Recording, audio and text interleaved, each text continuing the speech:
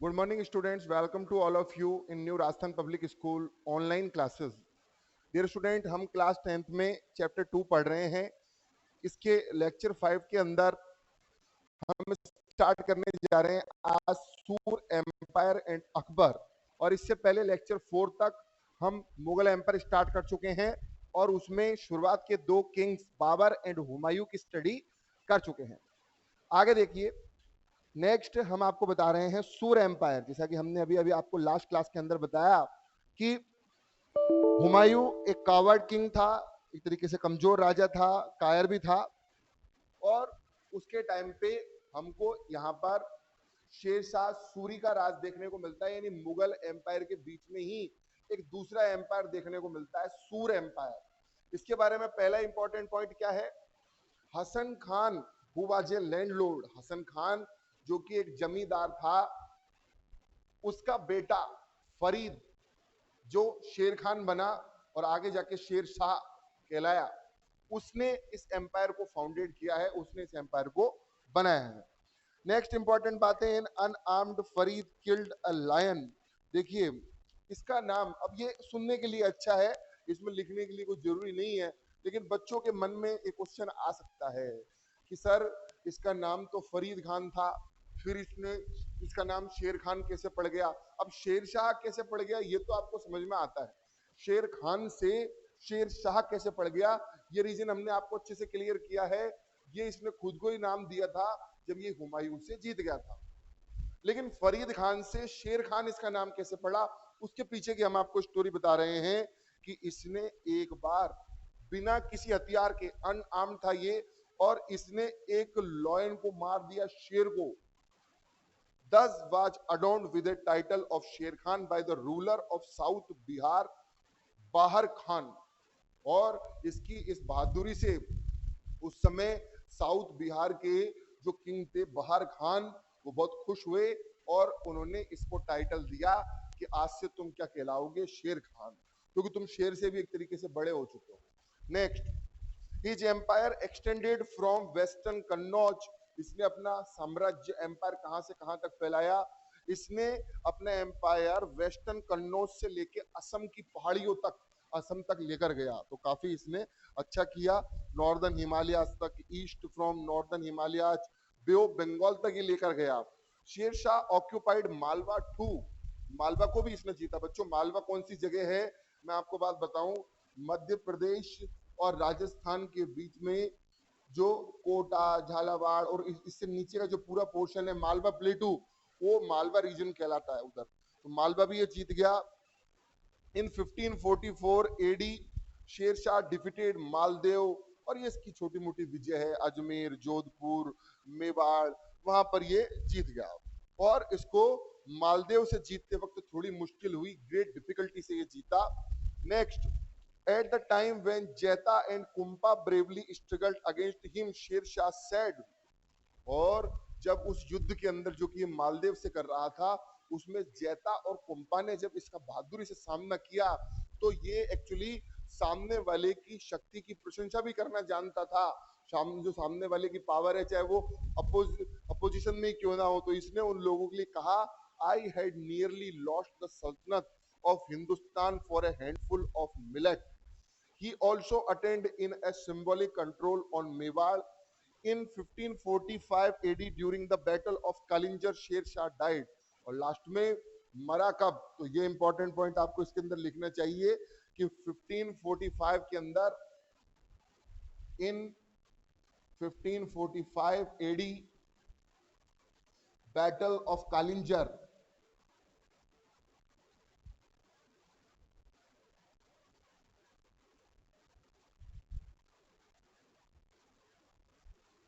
Sher Shah was died.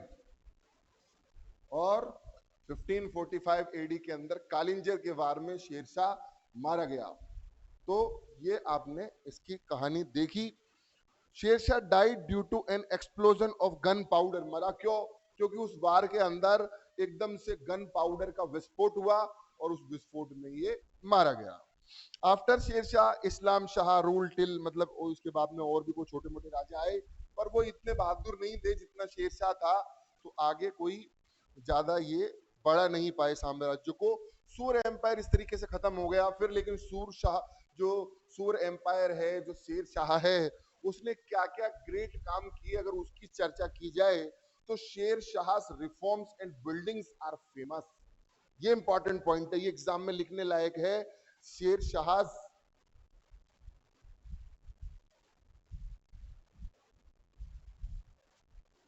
Reforms and buildings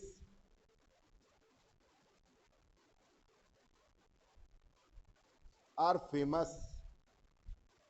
Sher Shah के द्वारा किए गए सुधार और उसके द्वारा बनवाई गई बिल्डिंग फेमस है। ही ऑर्गेनाइज लैंड मेजरमेंट एंड लगान, इसने लैंड को मेजर करने का भी सिस्टम डेवलप किया। लगान यानी कि टाइप ऑफ टैक्स भी इसने डेवलप किया।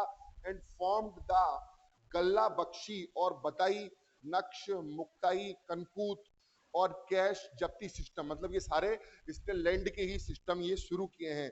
ही बिल्ट 4 बिग रोड्स। अब देखिए एक इंपॉर्टेंट चीज निकल के आने वाली है, इसने 4 बड़े रोड बनवाए। एंड सेवरल गेस्ट हाउसेज, और विभिन्न प्रकार के गेस्ट हाउस बनवाए जहां पर अतिथि आके रुक सकता है। और रोड्स की बात करें तो उसमें आपका एक इंपॉर्टेंट क्वेश्चन निकल के आ रहा है जो कि आपके छोटे क्वेश्चन में पूछा जा सकता है। अगर बड़े रोडों की बात करें, his longest road was from Sonar village to Peshawar. देखिए सोनार विलेज से लेके पेशावर तक, विच एग्जिस्ट एवन टुडे, और आज भी वो रोड आपको देखने को मिलेगा। सोनार विलेज, भाई बिहार में इसका रास्ता, तो वहां पर सोनार विलेज से स्टार्ट किया इसने और पूरा बिहार, मतलब यूपी, दिल्ली, ये सब क्रॉस करता हुआ फिर वो पाकिस्तान के पेशावर तक ये लेकर गया है। और उस रोड का नाम क्या है? Grand trunk road. आज की तारीख में उसे किस नाम से जाना जाता है? ग्रैंड ट्रंक रोड, जिसकी बहुत ही इंपॉर्टेंट अचीवमेंट है। शेर शाह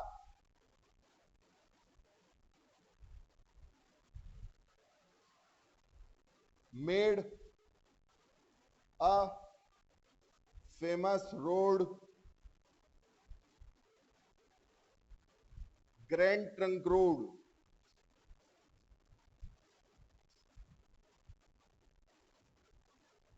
और ये आज तक भी आपके प्रेजेंट है। और कहां से कहां तक जाता है? सोनार विलेज से लेके पाकिस्तान के, जो प्रेजेंटली पाकिस्तान है, उसके पेशावर तक ये जाता है। तो इसका इंपॉर्टेंट काम है, इसको आपको लिखना है। इसके ऊपर क्वेश्चन भी आ सकता है। इसने अलग अलग तरीके के सिक्के चलाए और इस तरीके से इसकी सारी चीजें हमने देखी। और लास्ट में इसका खुद का मकबरा भी बिहार के सासाराम में बना हुआ है। बिहार में सासाराम की जगह है। और द मॉस्क्यूलन has impact of a Hindu temple in style, और इसका जो मकबरा बना हुआ है उसके ऊपर भारतीय जो मंदिर बनते हैं उनका आपको स्टाइल देखने को मिलता है। हैंड ड्रम, एक्चुअली हाथ में जो भगवान शंकर डमरू बजाते हैं उस डमरू की शेप का इसका मकबरा बनवाया गया है। पॉइंट्स इसने चलाए, उसकी फोटो दे रखी है। तो हमने आपको इंपॉर्टेंट सूर एम्पायर के पॉइंट्स बता दिए, जो कि बीच में आया है, मुगल एम्पायर से बिल्कुल हटके है। जब हुमायूं हार गया तो कुछ दिन इसका टाइम पीरियड रहा, तो उसको ये शो करता है।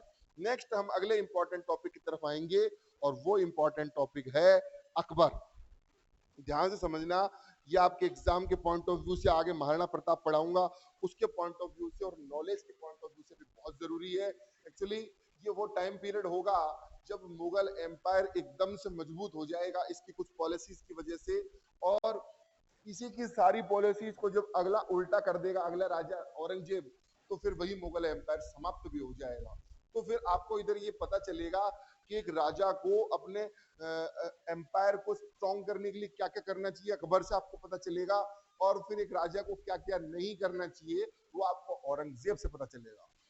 तो सूर्य एम्पायर के ऊपर आपको हम एक क्वेश्चन दे रहे हैं और आपको ये बात स्ट्रिक्टली बोल रहे हैं कि सिर्फ पढ़ना नहीं है, पढ़ने के अलावा जो हम आपको होमवर्क दे रहे हैं वो भी आपको असेंशली करना है। जब आप ऑफलाइन क्लासेस में आएंगे तो हम सबसे वो होमवर्क पूछेंगे कि आपने किया है कि नहीं किया है। तो क्वेश्चन इधर हम आपको दे रहे हैं। नेक्स्ट इसके ऊपर, राइट द शॉर्ट नोट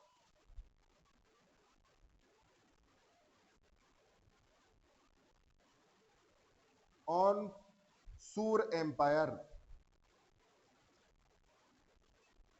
ये हमने आपका एक एक्स्ट्रा क्वेश्चन इसके अंदर दिया है। देखिए मैंने बाबर के ऊपर क्वेश्चन दिया, उसके बाद में ये नेक्स्ट क्वेश्चन मैंने आपको दिया है। हुमायूं के ऊपर नहीं दिया क्योंकि हुमायूं टॉपिक इतना इंपॉर्टेंट है ही नहीं, और ये इंपॉर्टेंट है भाई। सूर्य एम्पायर के ऊपर क्वेश्चन आ सकता है एग्जाम में, तो इसको आप अच्छे से तैयार कर लें। नेक्स्ट हम देखते हैं अकबर।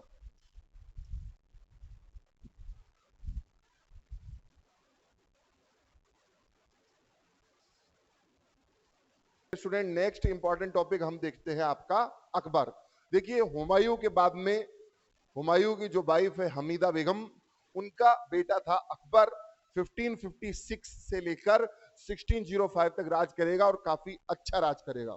देखते हैं अकबर के बारे में एक एक करके। Akbar was born in 1542 AD. Akbar की सबसे पहले पॉइंट की बात करें तो Akbar was born in 1542 AD। ये अकबर का बर्थ ईयर है। एट कहां पर हुआ? एट अमरकोट।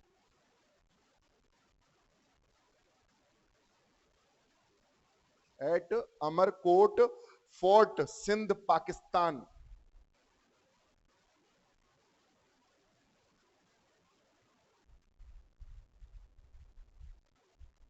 पाकिस्तान में एक प्रांत है, एक डिस्ट्रिक्ट है सिंध प्रांत, और वहां पर अमरकोट के किले के अंदर इसका जन्म हुआ। नेक्स्ट एट था। अब जो आपको ओरली चीज सुननी चाहिए, ये इंपॉर्टेंट पॉइंट, उसके बाद में ओरली जो चीज आपको सुननी चाहिए एज लाइक स्टोरी, वो सुनिए। At the age of 13 Bairam Khan built a throne of bricks in Kalanur and coronated him on 14th February। हुआ क्या कि जब मात्र ये 13 साल का था, उस वक्त बैरम खान ने इसको कांटों के जो ताज है उस पर बिठा दिया। एक तरीके से सत्ता बहुत कठिन होती है, इसलिए इसको कांटों का ताज भी कहा जाता है, कलानूर नाम की जगह पर। और 14 फरवरी को 1556 में इसका राज्याभिषेक हो गया, इसका कोरोनेशन हो गया। Bairam Khan became his guardian. देखिए बैरम खान ने इसको 13 साल की उम्र में बिठा दिया, लेकिन बैरम खान को पता था कि मुझे इसको ट्रेन करना होगा, मुझे इसकी परवरिश करनी होगी एक तरीके से। तो बैरम खान ने इसको गार्जियन की तरह गाइड किया। तो ये इंपॉर्टेंट पॉइंट बनता है इसका, सिर्फ सुनने के हिसाब से नहीं है, इंपॉर्टेंट पॉइंट बनता है कि इन कौन से ईयर में, इन 1556 एडी, इस तरीके से आप लिखिए, in 1556 AD on 14th Feb when Akbar was of only 13 years old।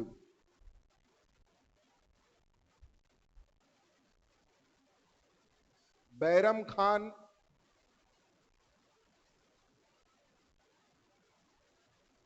coronated him and became his guardian।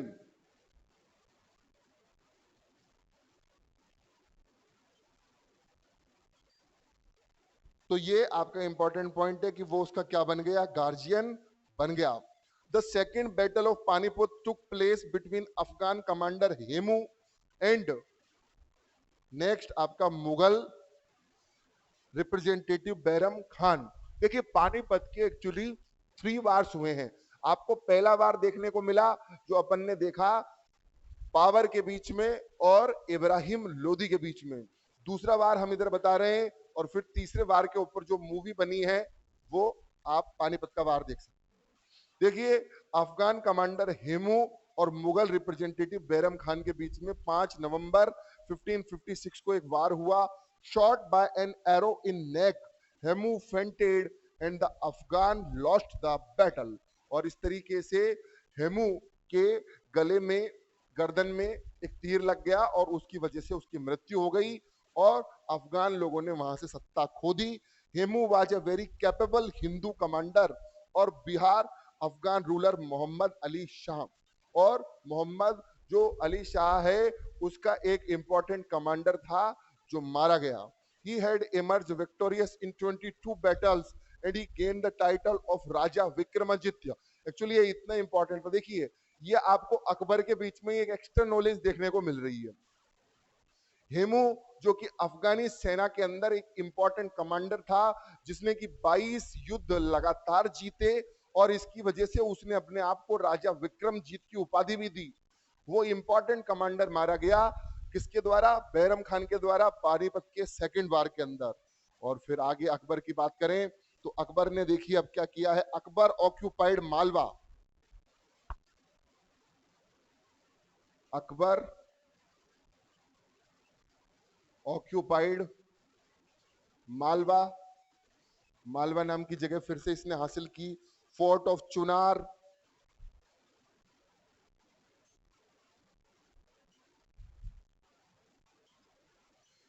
सारी जगह लिखना जरूरी नहीं है पर जो इंपॉर्टेंट चीजें हैं, गोंडवाना,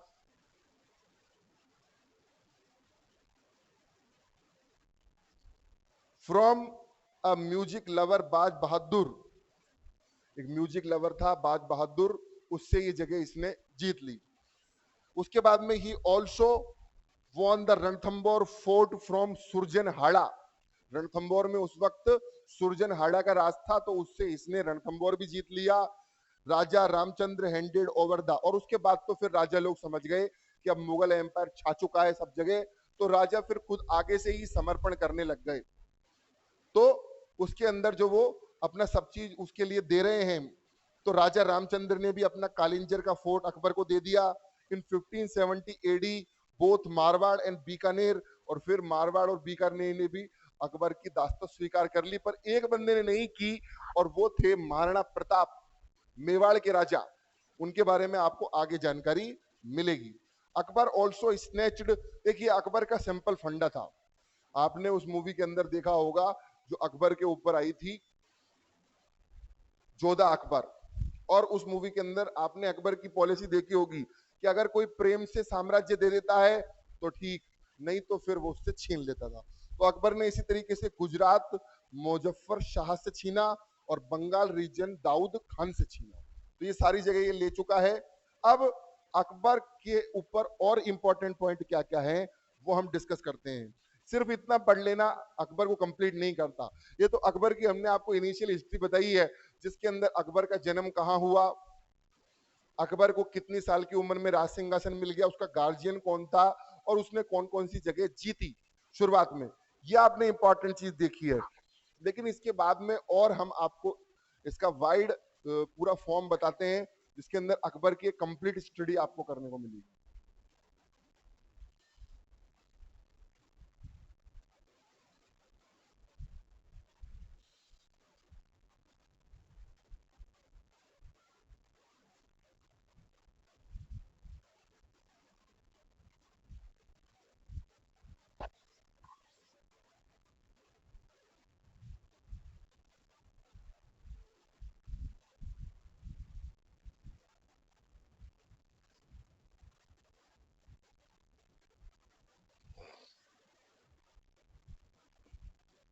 नेक्स्ट देखिएगा अकबर के बारे में और इंपॉर्टेंट बातें। द वर्ल्ड फेमस बैटल, कौन सा battle? The world famous battle of Haldi Ghati.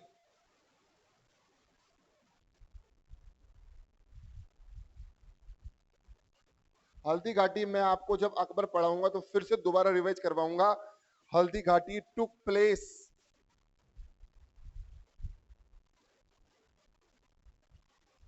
In 1576 AD. Akbar के टाइम पे ही विश्व प्रसिद्ध, वर्ल्ड के अंदर जो सबसे ज्यादा फेमस है हल्दी घाटी का युद्ध 1576 के अंदर 1576 के अंदर आपको देखने को मिला। और वर्ल्ड फेमस जो ये वार है ना, ये इसलिए वर्ल्ड फेमस हुआ क्योंकि इसके अंदर जैसे और अपन ने देखा जोधपुर, बीकानेर, कालिंजर, सब जगह के राजा उसकी पावर के आगे झुक गए और उन्होंने उसको पूरी दे दी अपनी साम्राज्य एम्पायर। लेकिन महाराणा प्रताप ने ये स्लेवरी स्वीकार नहीं की, ये गुलामी स्वीकार नहीं की। उन्होंने युद्ध लड़ा और काफी फियर्स खतरनाक मुकाबला हुआ और इसी वजह से ये युद्ध क्या रहा पॉपुलर। आपको महाराणा प्रताप इसी चैप्टर के अंदर हम आगे पढ़ेंगे, हिंदू जो किंग है उसके अंदर आपको दोबारा बताएंगे कि अकबर ने डायरेक्ट अटैक नहीं किया महाराणा प्रताप के ऊपर।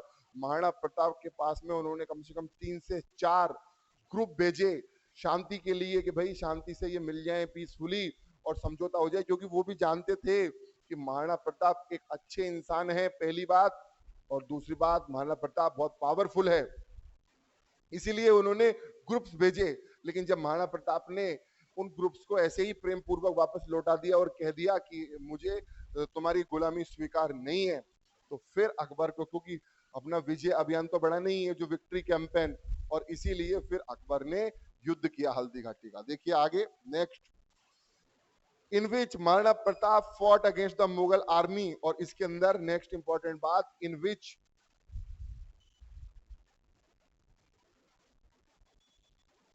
महाराणा प्रताप किसके खिलाफ लड़ा गया, in which Maharana Pratap fought against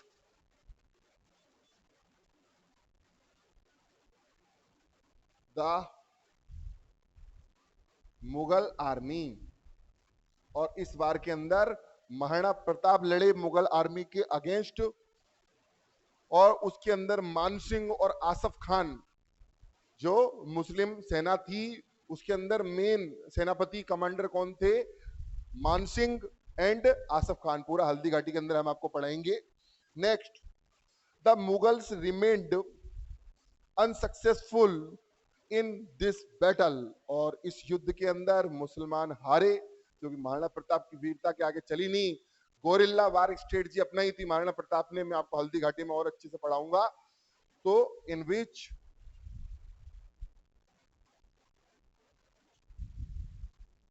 Akbar and Mughal army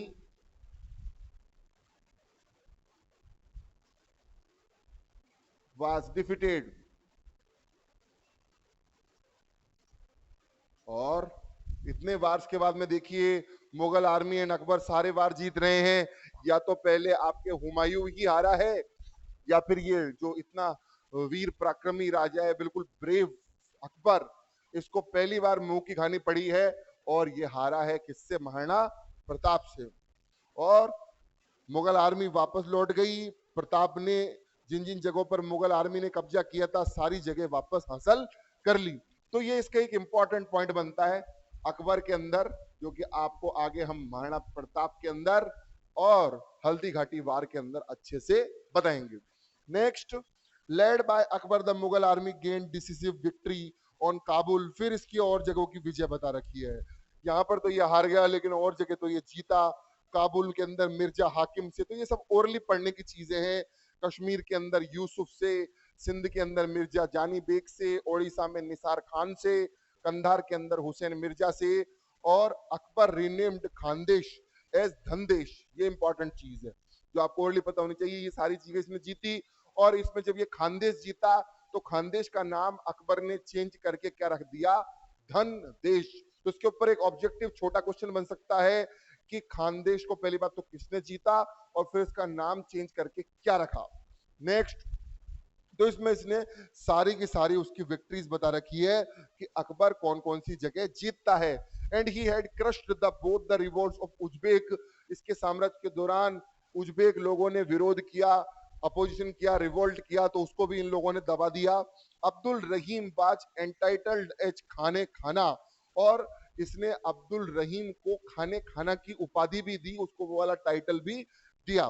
during the invasion of Yusufzais one of the 9 gems Raja Birbal died.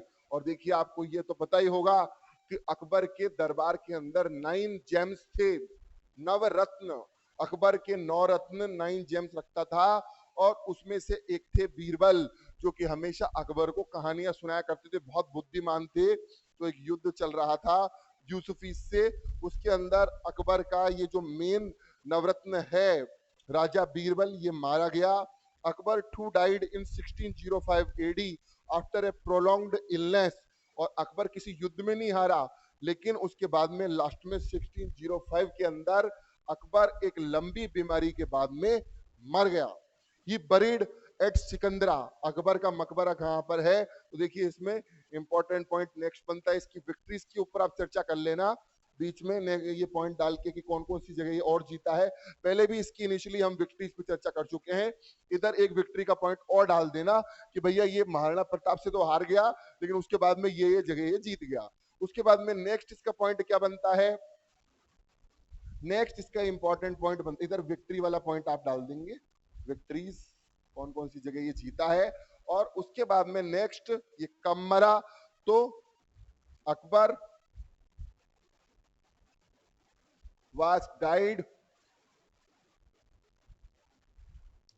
in 1605 AD due to long illness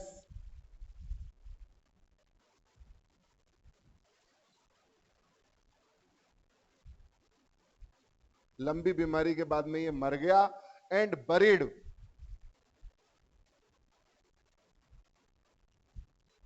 eight Sikandra. और सिकंदरा नाम की जगह पर इसको दफनाया गया। तो his Tom is influenced by Buddhist style of architecture. और जहां पर इसको दफनाया गया वहां पर जो इसका मकबरा बना हुआ है टॉम्ब, वो बुद्धिस्ट स्टाइल के आर्किटेक्चर से मेल खाता है। अब देखिए इधर आपको पता चलता है कि अकबर का मकबरा बुद्धिस्ट स्टाइल के आर्किटेक्चर से मेल खा रहा है। और अभी मैं आपको नेक्स्ट पैराग्राफ के अंदर अकबर की पॉलिसीज भी पढ़ाऊंगा, तो आपको पता चलेगा कि अकबर सर्वधर्म संभाव रखता था, यानी कि equal emotions, equal sense for all the religions इसका था, यानी सभी धर्मों को साथ लेकर चलने की बात एक तरीके से किया करता था। Akbar called Portuguese missionaries from Goa. Akbar ने देखो सभी धर्मों का सम्मान किया, सभी रिलीजन्स का सम्मान किया। तो उस वक्त पुर्तगीज लोग आने लग गए थे ट्रेड करने के लिए। देखो ऐसे सिलसिला स्टार्ट हुआ, पहले ये लोग पहले ट्रेड करने आए, पुर्तगीज, ब्रिटिशर्स, फ्रेंच, डच, और फिर ट्रेड करते करते इन्होंने देश को गुलाम करना भी शुरू किया। तो ईसाई लोग थे, ये क्रिश्चियंस थे, लेकिन इसने क्रिश्चियंस का भी सम्मान किया अकबर ने। पुर्तगीज जो कि गोवा के अंदर आया करते थे मिशनरी बनके, इसने उन लोगों को भी अपने दरबार के अंदर बुलाया। ही बिल्ट इबादत खाना एट फतेहपुर सीकरी। इसने फतेहपुर सीकरी नाम की सिटी डेवलप की थी, जो अपने मतलब विजय श्री, मतलब जो एक इसने विक्ट्री का जो एक जश्न मनाया सेलिब्रेशन, उसके रूप में इसने फतेहपुर सीकरी बनवाया। और फतेहपुर सीकरी के अंदर इसने इबादत खाना बनवा रखा था, जहां पर ये सभी धर्मों के लोगों को बुलाकर उनकी मीटिंग लेता और उनके अच्छे आइडिया सुनता और उन चीजों को फॉलो करता था। टू कंडक्ट रिलीजियस डिस्कशन, इसने धार्मिक एक तरीके से डिस्कशन किया। He started religion named Deen Ilahi through voting in 1582 AD. और सभी धर्मों को मिलाकर इसने एक अलग रिलीजन स्टार्ट किया, और वो सभी धर्मों को जोड़ने वाला रिलीजन था, और वो इसने स्टार्ट किया है दीन इलाही। देखिए Akbar started a new religion, दीन इलाही।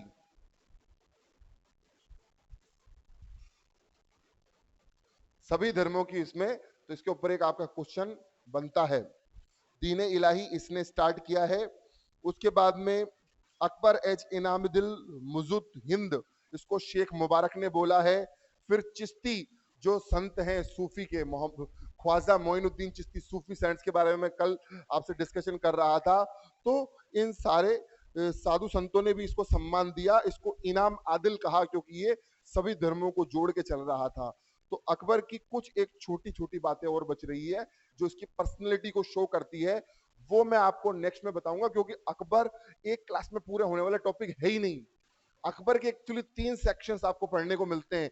पहले सेक्शन में इसका इंट्रोडक्शन देखा, फिर इसके बैटल्स एंड विक्ट्री देखी, और तीसरे में इसकी पर्सनैलिटी स्टडी करेंगे, वही कर रहे थे हम। और उसके एक आध पॉइंट आपको हम नेक्स्ट में बताकर फिर जहांगीर और फिर शाहजहां और औरंगजेब बताएंगे और इस तरीके से फिर आपका मुगल एम्पायर पूरा होगा।